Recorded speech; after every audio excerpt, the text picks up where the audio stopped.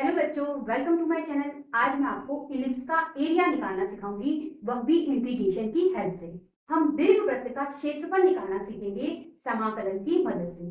तो आपको क्वेश्चन में दे रखा है ellipse X square upon A square plus Y square upon B square equal to 1। ठीक है, सबसे पहले हम इसे ड्रॉ करेंगे। ये वाई एक्सिस और ये बच्चों एक्स एक्सिस।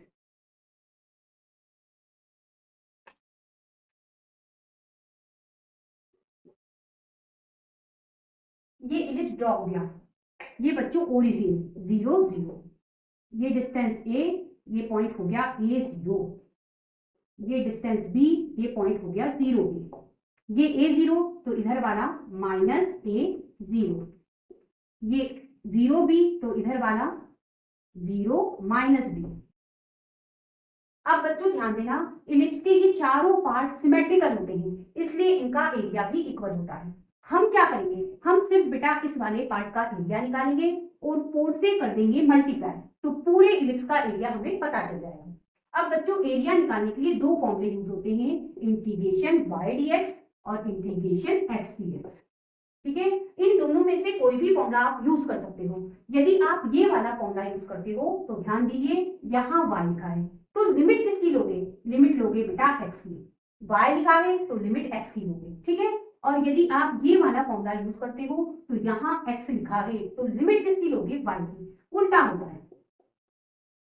ठीक है, हम बच्चों इस क्वेश्चन को इस फॉर्मूले की हेल्प से सॉल्व करेंगे।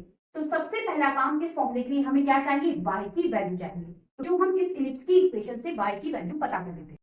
ये प्लस का है, दूसरी तरफ जाएगा माइनस का हो गया।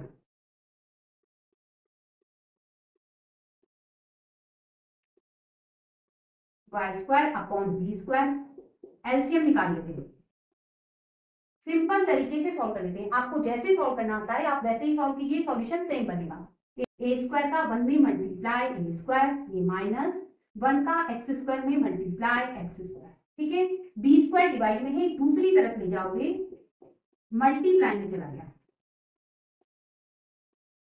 और ये अपॉन ए स्क्वायर यहाँ निकलेगा। ठीक है, अब बेटा यहां से स्क्वायर हटाओगे तो दूसरी तरफ क्या लगेगा, ऐसा हो जाएगा B square upon A square minus X square root के साथ। अब बच्चों दोनों पे स्क्वायर ही रूट से बाहर आ जाएगा, तो ये हो गया B upon A under root A square minus X square. ये हमें मिल गई y की वैल्यू। अब बच्चों एरिया के फॉर्मूले में वैल्यू डालेंगे, area equal to integration y dx। अब बेटा यहाँ y लिखा है, हमें लिमिट x की लेनी है। तो देखिए ये x कोऑर्डिनेट्स है, तो लिमिट हो गई 0 से a, तो इतने वाले पार्ट का एरिया हमें मिलेगा 0 से a। और हम इस वाले पार्ट का जब एरिया निकालेंगे तो उसमें यदि हम 4 से मल्टीप्लाई करें तो पूरे इलिप्स का एरिया मिल जाएगा। तो ये कर दिया 4 से मल्टीप्लाई। y की जगह यहां से वैल्यू रख देते हैं b अपॉन ए, तो ये b अपॉन ए इंटीग्रेशन के बाहर लिखा, क्यों, क्योंकि बेटा कांस्टेंट है, बाहर लिख सकते हैं। और ये under root A square minus X square, और ये dx, ये 4b अपॉन ए। अब बच्चों इसका ये फॉर्मूला होता है, इसे हम यूज करेंगे, x upon 2 under root A square minus X square plus A square by 2 sine inverse x upon A. सबसे पहली स्टेप में बेटा ये जो 2 है यहां से हम कॉमन निकाल के बाहर कर देते हैं। ठीक है, और लिमिट लगा देते हैं 0 से a। 2 के टेबल से कैंसिल करा, ये हो गया 2b अपॉन a। अब बेटा हम x की जगह रखेंगे अपर लिमिट, मतलब a रखेंगे, तो यहां रखेंगे तो a, ये हो गया ए square minus A square plus A square sine inverse, इस x की जगह रखा a, ये माइनस। अब बच्चों लोअर लिमिट रखेंगे, मतलब x की जगह हम रखेंगे 0, तो बेटा यहाँ 0 रखोगे तो 0 इंटू ये पूरा 0 हो जाएगा प्लस ए स्क्वायर